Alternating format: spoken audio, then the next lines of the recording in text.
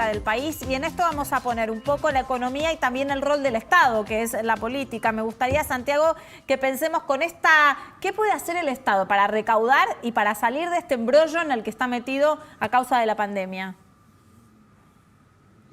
Diana, siempre la recaudación se basa sobre todo en el esquema que tiene vigente la Argentina, se basa en que exista actividad económica.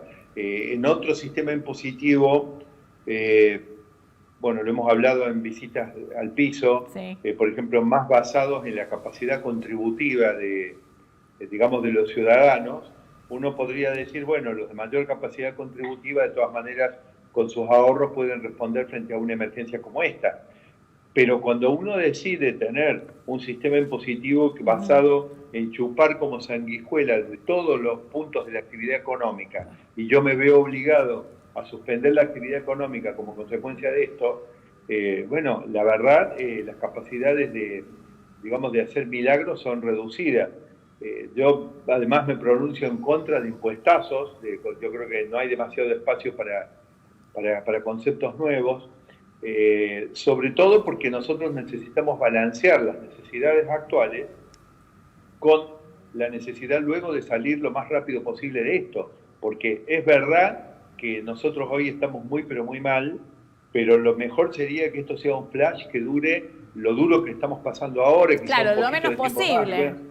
más, y nos recuperemos, pero les recuerdo que existe el caso Grecia, que después de 10 años de una crisis económica y de aplicar, bueno, recetas equivocadas de todas maneras, pero siguen siendo un 20% más pobres que hace 10 años. Claro. Lo que digo es, imaginémonos el escenario, nosotros que lo que necesitamos es, desde hace rato, crecer vigorosamente en forma sostenida, 3, 4 más por ciento por año para absorber ese desempleo, esos pobres que tenemos, darles otro mejor futuro, Claro. fortalecer la actividad económica, imaginémonos si encima estamos agonizando durante varios años. Entonces digo, el tema es que es verdad que uno podría aplicar algún impuestazo y en una de esas juntar el equivalente a algunos poquitos, un puñadito de miles de millones de dólares pegando un manotazo en algún lado. El problema es que esos serían los mismos sectores que ante una recuperación económica tienen la capacidad de invertir y de impulsar la actividad económica que Vamos se a expanda ponerle más rápidamente. impuestos, ¿no, Gise? Sí, bueno, Santiago, a ver, me parece que se está refiriendo al proyecto que está preparando el oficialismo en el Congreso para crear un impuesto por única vez a las grandes fortunas. ¿Se refiere a eso? ¿Sirve ese proyecto? No, bueno, a ver, yo primero creo que no existe todavía una decisión oficial sobre esto. En segundo lugar, yo creo creo que ese objetivo no me parece mal que intenten conseguir algún tipo de financiamiento. Yo pienso que una alternativa o quizá un esquema mixto sería eventualmente tener un componente de esa naturaleza, porque como ustedes saben, nunca ante una situación de crisis podemos ignorar de que el que realmente tiene una gran capacidad contributiva pueda hacer un esfuerzo. Pero yo combinaría o lo transformaría en algo que sea anticipo de ingresos futuros, es decir, considerar la idea de pedirle, bueno, miren, te pido un esfuerzo patriótico, de última, un tercio te lo tomo como impuesto, pero 2/3 te lo vas a poder tomar como el año que viene, lo vas a poder tomar en tu declaración jurada, una parte en 2021, una parte en 2022, una parte en 2023, con algún tipo de, digamos, de actualización, pero quiero decir, pedirles que adelanten impuestos, que ayuden ahora, yo lo veo bien, porque es poner el hombro y yo creo que eso va a ayudar un poco en la situación. Pero también ¿por qué dice usted que no lo ve todavía? Es verdad, no se presentó un proyecto, pero hay intención política de tratar ese proyecto, lo está trabajando Carlos Heller. Bueno, pero todavía no hay ningún proyecto, no hay ningún anuncio oficial que se haya planteado que se va a avanzar realmente en ese sentido. Yo vuelvo a repetir, en la magnitud de la destrucción de riqueza que tiene la economía argentina, siendo que el cálculo aproximado que usamos como ejemplo de recién, del orden de los 30, 33, 34 mil millones de dólares por mes, que debería ser el PBI del país, donde durante todos los meses que estamos en cuarentenados es prácticamente de 1/3 o más la destrucción. Fíjese que estamos hablando posiblemente, si durara 3 meses la cuarentena, estaríamos hablando de 12 o 13 mil millones por 3, son alrededor de 35 o 40 mil millones de dólares. Bueno, fíjese que los cálculos de eso que recién usted planteó, las estimaciones que circulan junto por los mismos autores, hablan de 2.500, de 3.000 millones teóricos, que después hay que juntarlos, después puede ser menos. Entonces fíjese usted que tenemos un problema del tamaño de un elefante y le vamos a tirar con una, no sé, con una balita de rifle de aire comprimido. Entonces, la pregunta es, ¿eso me sirve más? ¿Impulsando el crecimiento de la actividad económica rápido cuando terminemos la cuarentena, o una gota de agua en el océano que se pierda en todo el paquete de gastos que nosotros ahora necesitamos enfrentar? Ese solamente es el punto, pero yo no estoy cerrado porque creo que los que tienen capacidad contributiva pueden ayudar. En todo caso, estamos hablando cuál es la mejor manera de ayudar balanceando cómo pasamos la pandemia y cómo salimos rápido de la pandemia, porque no quiero ver a la Argentina en esta situación dentro de un año o dentro de 2 años. Santiago, desde que, digamos, la Argentina no crece, que hace prácticamente 10 años, sumado a los últimos 3 que fueron de recesión, se discute la posibilidad de una reforma tributaria, una reforma fiscal. ¿No es el momento, digamos, en una situación como esta de crisis, de en vez de pensar en nuevos impuestos, en reformar los que existen o incluso reducir la carga sobre aquellos que producen y van a tener que ayudar o paliar la salida de la crisis? Mira, quiero contar mi experiencia. Mi experiencia es que desde que empecé a cobrar impuestos, he cobrado los impuestos porque son las leyes vigentes y uno tiene que aplicarlas, pero siempre pidiendo una reforma tributaria porque son muy malos impuestos los que tenemos, que tienen que ver con el fracaso argentino en cuanto a la incapacidad de crecer en forma sostenida. Es decir, esos 10 años, por ejemplo, de no crecimiento, no es que el sistema impositivo no tuvo nada que ver, fue uno de los elementos que provocó ese fracaso. No fue el único, pero fue uno. Entonces digo, ¿sabés lo que siempre me dijeron? Cuando yo iba con los planteos prácticamente todos los años, iba, ¿cuándo vamos a encarar la reforma? ¿Cuándo vamos a encarar la reforma? Bueno, y me decían, ¿sabés qué pasa? Cuando hay una reforma tributaria, hay una pérdida transitoria de ingresos y el Estado no puede afrontarla en este momento. Esto me decían, y esto es cierto porque la literatura sobre esto que existe, te muestra que donde hay un cambio de sistema tributario, existe una posible pérdida friccional de ingresos. Cosa que quiero decir, yo me tengo confianza de que podría evitarlo, porque uno puede ir tomando pagos a cuenta uno de otro. Yo creo que uno podría reducir, en el empalme podría reducir la pérdida. Pero reconozco que un secretario de Hacienda, un ministro de Hacienda, se te asusta cuando vos decís podés perder el 20% de los ingresos por 2 meses. Pero yo creo que hoy es la oportunidad ideal. Esta es una ventana que se ha abierto donde se han alineado los planetas. Pero ¿y por qué no se le ocurre al gobierno? No tenemos que perderla, Diana, porque esa oportunidad es, ante la catástrofe que tuvo la recaudación en abril, y te digo, creo que va a ser peor en mayo, no tenemos nada que perder y tenemos muchísimo que ganar, porque nosotros tenemos que vivir de cobrarle a los que tienen la capacidad contributiva,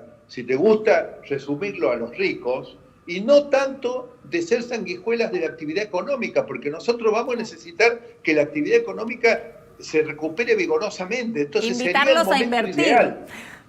Seducirlos para que puedan invertir en el país. Ahora, ¿por qué el gobierno no lo hace? ¿Por qué no está en agenda? Sí, pero ese concepto que dijiste es central.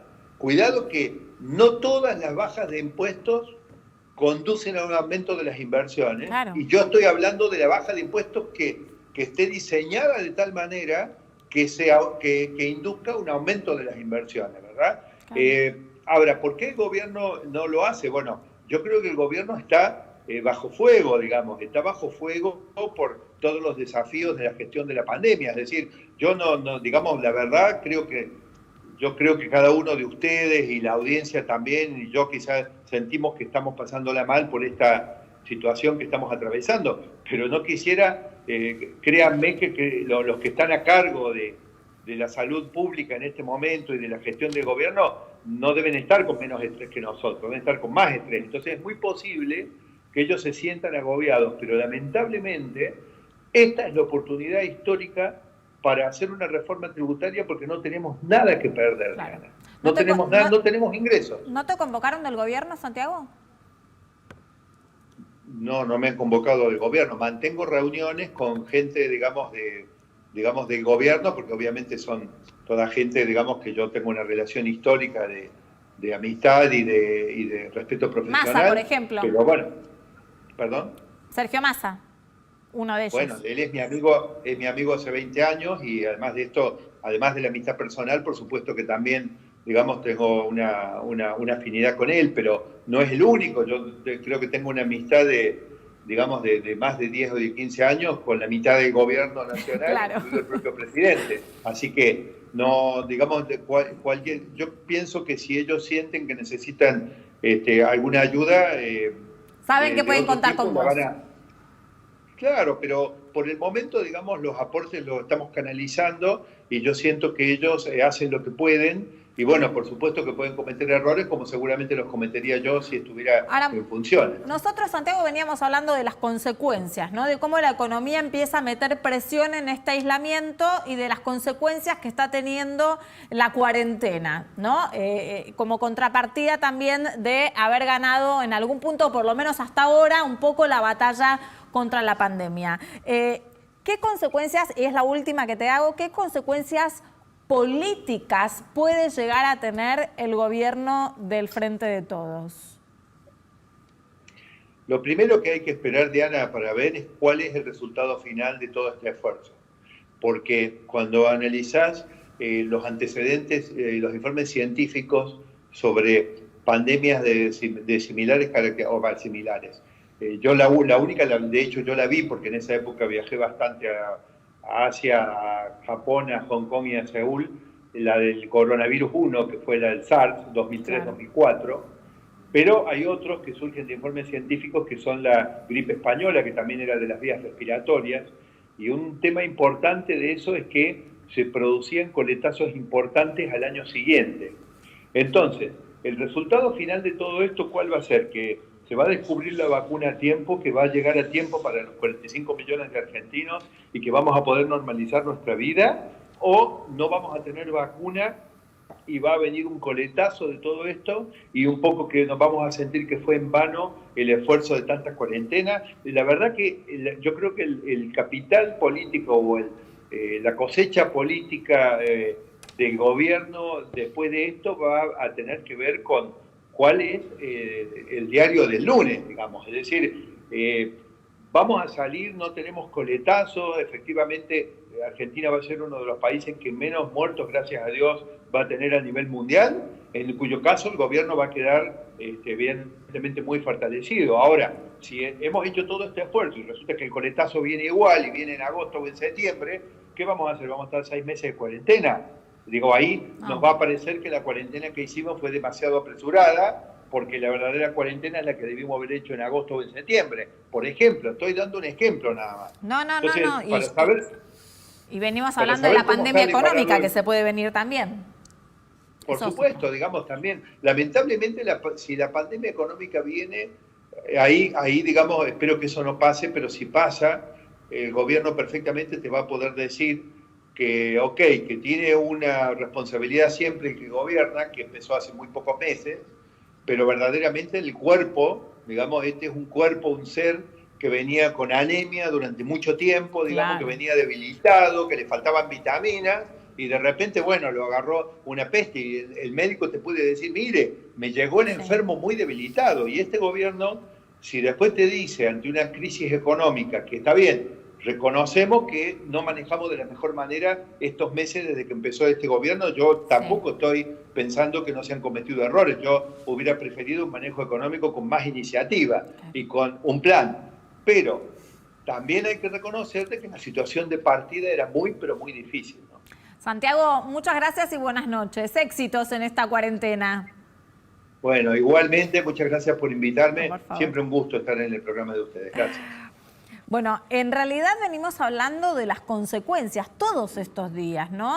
Cómo el aislamiento trae consecuencias, la propia pandemia trae consecuencias y también venimos tocando mucho los temas sociales.